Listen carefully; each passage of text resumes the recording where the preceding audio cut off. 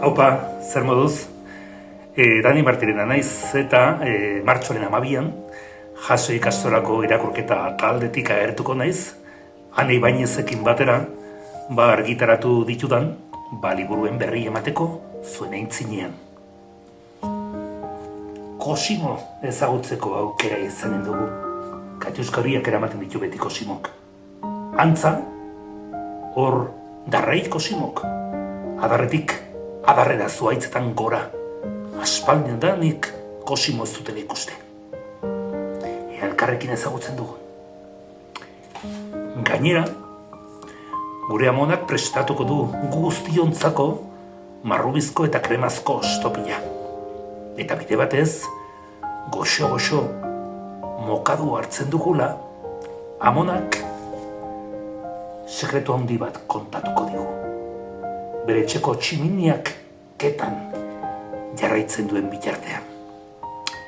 Sekretu mingarria da, baina guk erabakiko dugu sekretuarekin gero zer egin, guretzako gorde, ala mundura egia bota.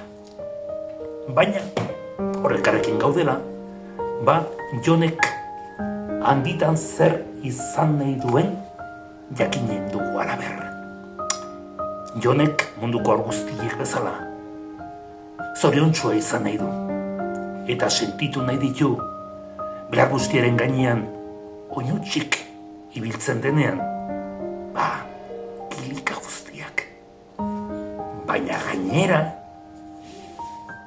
amaren oinaze, amaren kezka, nola sendatu, nola osatu, ezagutuko dugu.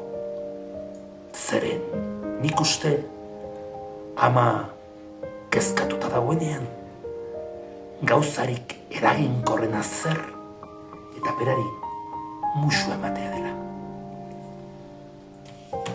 Eta begira. Hauxe, itxasoa da. Hortxe dago itxasoaren izkina. Izkin horretan dago itxasargi bat. Eta itxasargian bizi da Nor eta Farozaina.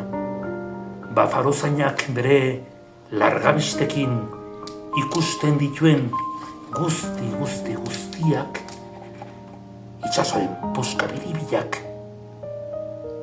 ezagutuko eta ikusiko ditu.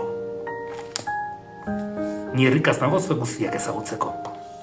Laster arte, aio eta bitartean